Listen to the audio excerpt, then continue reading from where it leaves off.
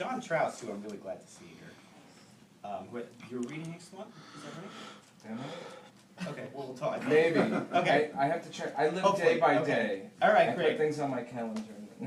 Well, last Maybe. time John was here reading, you had read, you said that you usually start your readings off with reading a poem from another poet, which I thought was a fantastic idea. It's a great way, you know, for me at least, to show my influences. And one of my hugest influences of all time is Anne Sexton.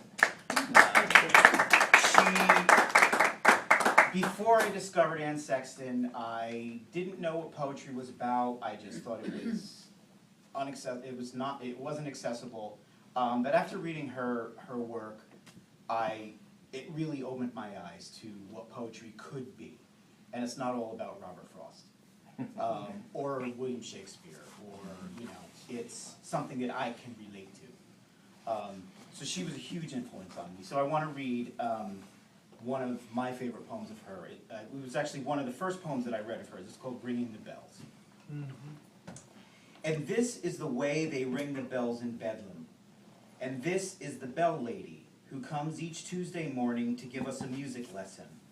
And because the attendants make you go, and because we mind by instinct, like bees caught in the wrong hive, we are the circle of the crazy ladies, who sit in the lounge of the mental house and smile at the smiling woman who passes us each a bell, who points at my hand that holds my bell, E flat.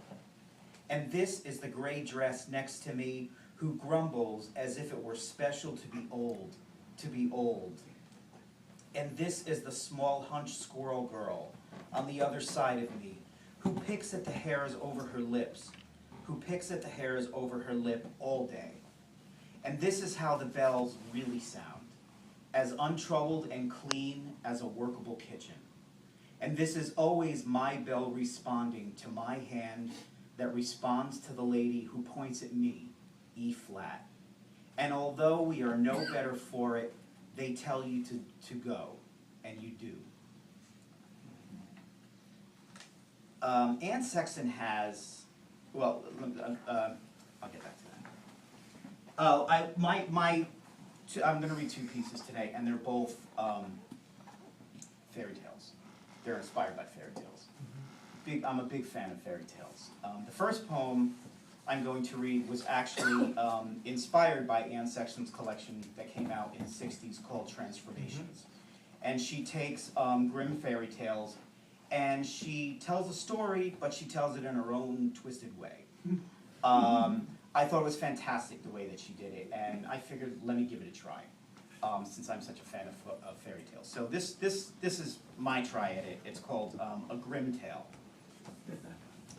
One day, during the free love of the 60s, a boy, looking like a haggard man, popped his head from the manhole of his mother's womb, escaping the sour amniotic that he'd lived with for too long. A masked man grabbed him, turned him over, and bruised his ass for the first time. He cried. His sister decided to remain below and savor the erotic world of womanhood. She liked being inside the uterus, worshiping its beauty and eating its delicate food. She knew the outside world would not tolerate her desire for such a preference, but they cut her out, and she cried.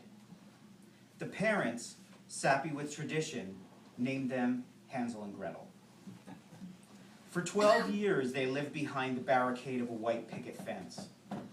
Hansel would prance in mother's heels, while Gretel challenged Johnny Bench's batter up. They did what felt natural. Wordings of damnation made them feel guilty, but could not change their ways.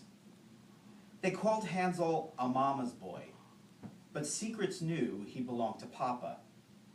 Bruises, fleshy as eggplants, hidden by fruit of the loom, stretched the length of childhood and planted him in a dream of cauldrons and warts. Gretel corked her eyes to the drama until the day Hansel could accept father's devotion with ease, and she became the object of drunken patrimony. She protested, knowing this was not her lot in life, but muscles outweigh reason. Each night, she thought of ways to lead her brother from this secret suburban forest and into a world where there was no fear of witches, a slumber dripping with sweet dreams, a land that would welcome them without the price of midnight visits. On Mother's 39th birthday, a jolt of nicotine bolted its way to her coronary, sending her to the ground with a terminal thud. The tears burned her children's cheeks as the embalming fluid stung her veins. After Mother's abandonment, Gretel was forced to quit her habit of climbing trees and knot around her waist the strings of an apron too big for her empty hips. It was now her burden to fuel Father's addiction when he returned from work. Father's senses were so dumb that each night before he lapped at the adolescent meals, Gretel would kiss his cocktail with a spoon of arsenic. It did nothing but bless his poisoned blood and strengthen his grip. A soused night later, he slipped on a roller skate and tumbled down the stairs like a dusty weed.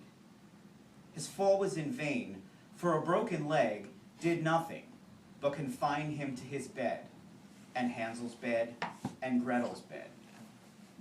For the length of a moon's trail, Gretel schemed of ways to snuff Father's last breath. She patiently waited for fall, knowing that this was the season when death was in bloom.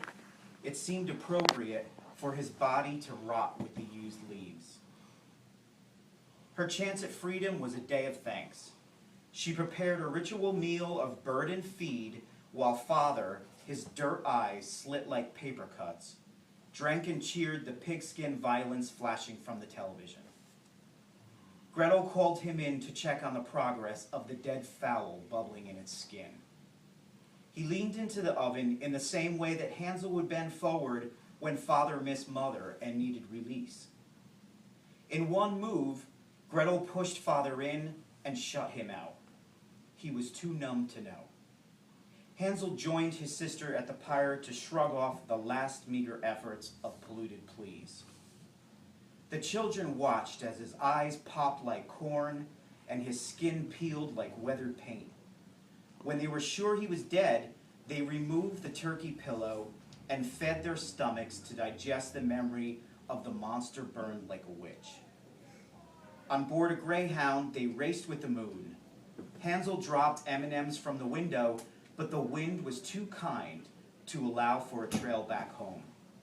He wasn't sure where they were going, but the candied road ahead was sure to promise a life of happily ever after.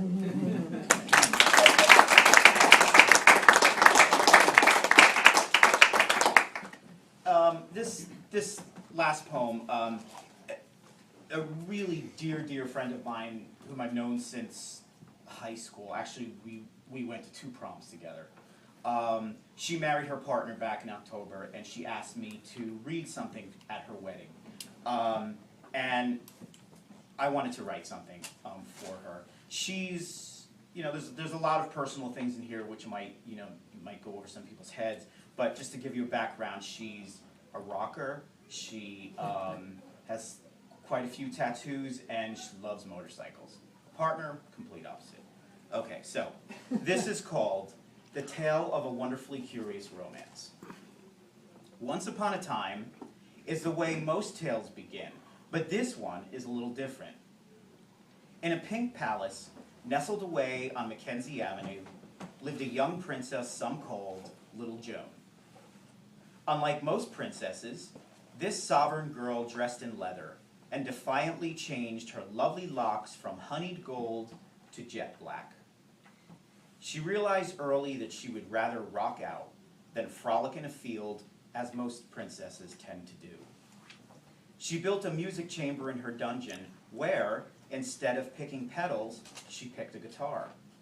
She tutored herself in the arts of Townsend and Honeyman Scott until she found her own groove.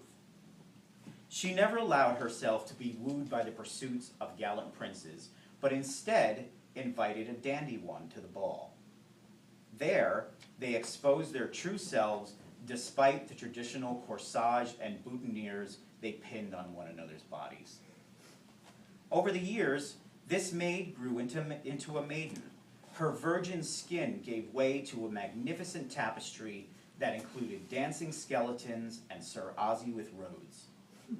Her golden locks returned, but the cut was rumpled and too unprincess-like for some with traditional taste.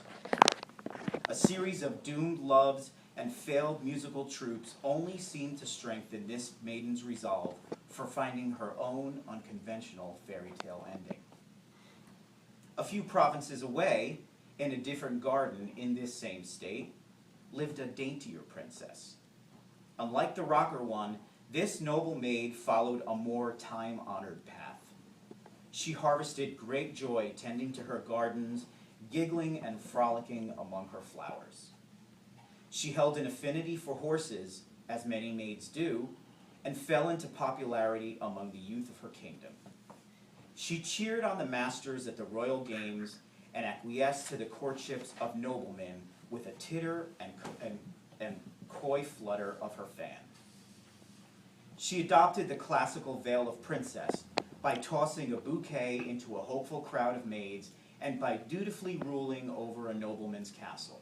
But this contentment was short-lived, for she found herself trapped in a tower built of tradition and Tupperware. She found this storybook life was one unworthy of her pursuit and escaped this stifling stockade. She, too, embarked on a pilgrimage for finding her own unconventional fairy tale ending. One princess preferred the grating of rock and roll, while the other preferred the twang of country. So it may come as a surprise to learn that it was music that bound these two together. One maiden's resting quarters renovated into a music chamber for the other, and one maiden's horsepower gave way to the power of another's horse. In time, their love at first sight renewed into a love usually only reserved for the conclusion of fables.